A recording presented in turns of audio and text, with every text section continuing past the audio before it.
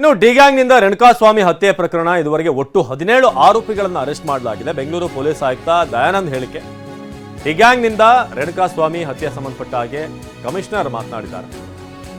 ಇದುವರೆಗೆ ಒಟ್ಟು 17 ಆರೋಪಿಗಳನ್ನು ಅರೆಸ್ಟ್ ಮಾಡಲಾಗಿದೆ. ಬೆಂಗಳೂರು ಪೊಲೀಸ್ ಆಯುಕ್ತ ದಯಾನಂದ್ ಈ ಬಗ್ಗೆ ಹೇಳಿದ್ದಾರೆ.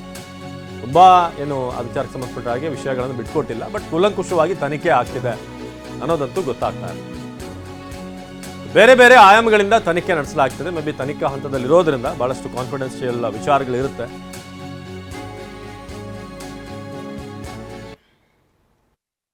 ಈ ಕಾಮಾಕ್ಷಿಪಾಳ್ಯ ಪೊಲೀಸ್ ಠಾಣೆಯಲ್ಲಿ ವರದಿಯಾಗಿರ್ತಕ್ಕಂತಹ ಕೊಲೆ ಪ್ರಕರಣ ಏನಿದೆ ಅದಕ್ಕೆ ಸಂಬಂಧಪಟ್ಟ ಹಾಗೆ ಇದುವರೆಗೆ ಒಟ್ಟು 17 ಆರೋಪಿಗಳನ್ನು ಬಂಧಿಸಲಾಗಿದೆ.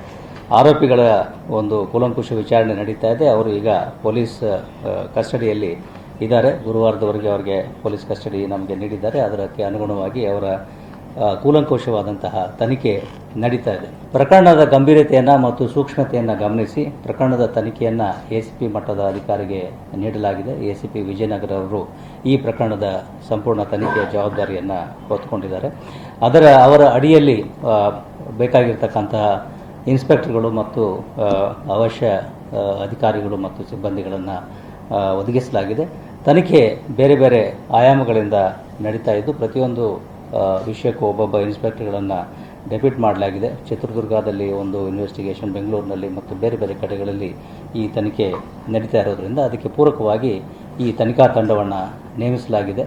ತನಿಖಾ ತಂಡದಲ್ಲಿ ಈ ಮೊದಲು ಇದ್ದಂತಹ ಏನು ಇನ್ಸ್ಪೆಕ್ಟರ್ ಇದ್ದರು ಅವರು ಈಗ ಕಾಮಾಕ್ಷಿಪಾಳ್ಯದಿಂದ ವರ್ಗಾವಣೆಯಾಗಿ ಚನ್ನಮ್ಮನಕೆರೆ ಅಚ್ಚುಕಟ್ಟಿಗೆ ಹೋಗಿದ್ದಾರೆ. ಬಟ್ ಅವರನ್ನು ಕೂಡ ಈ ತನಿಖಾ ತಂಡದ ಒಂದು ಭಾಗವಾಗಿ ಮಾಡಲಾಗಿದೆ. ಜೊತೆಗೆ ಉಳಿದಂತೆ ಬೇರೆ ಇನ್ಸ್ಪೆಕ್ಟರ್ಗಳು ಕೂಡ ಇದ್ದಾರೆ. ಇದರ ಸಂಪೂರ್ಣ ಮೇಲುಸ್ತುವಾರಿಯನ್ನು ನಮ್ಮ DCP ವೆಸ್ಟ್ ಆಗಿರ್ತಕ್ಕಂತಹ ಗಿರೀಶ್ ಅವರು ಮಾಡ್ತಾ ಇದ್ದಾರೆ.